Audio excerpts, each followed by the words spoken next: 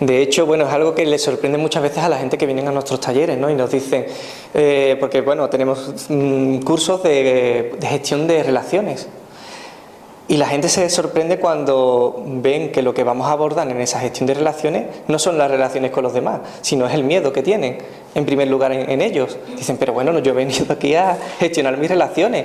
Claro, es que para gestionar tus relaciones externas, primero te tienes que gestionar la relación que tienes contigo.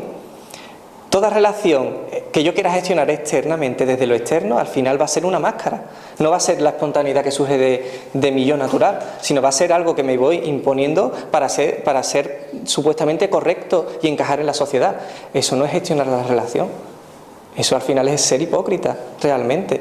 Poner una buena cara, tapar lo que se supone que es malo de nosotros y mostrar lo bueno. Eso no es gestionar las relaciones, eso es gestionar, ¿no? Más que gestionar es identificarme con mi miedo, realmente. No estoy gestionando nada desde ese punto de vista. Libre, evidentemente, de hacerlo como considere en cada momento. Aquí no estamos diciendo el camino correcto, estamos simplemente viendo todos los caminos que la mente se crea para ponerle un nombre y un apellido.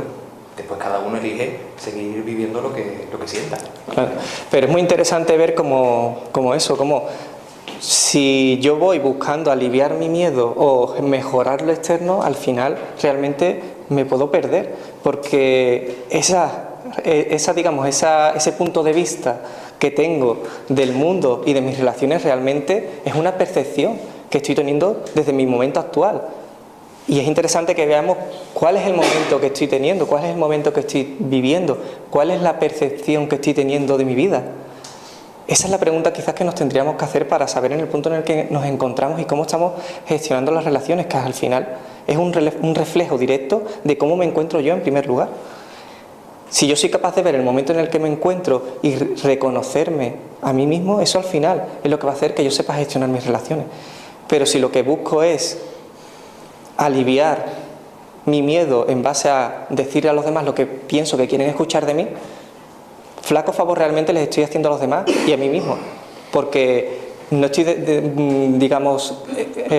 llegando a ninguna conclusión, sino simplemente procuro que todo esté más o menos controlado, ¿vale? Es lo que decíamos, que muchas veces rechazamos los conceptos negativos y decimos, no, es que tú estás siendo malo o tú no estás actuando correctamente, pero es muy curioso porque cuando hacemos eso, realmente ¿qué es lo que estamos haciendo? Estamos enjuiciando al final, o sea, criticamos ciertas actitudes de los demás, pero al final estamos cayendo exactamente lo mismo desde un polo opuesto. Entonces, todo aquello que rechazo al final parte desde una dualidad enfrentada, desde un concepto de lo que es correcto, que al final me lleva a enfrentarme a mí mismo en primer lugar y a hacer precisamente aquello que estoy censurando. Que es el fin, al final, la conclusión de esa primera parte expositiva que acabamos de hablar.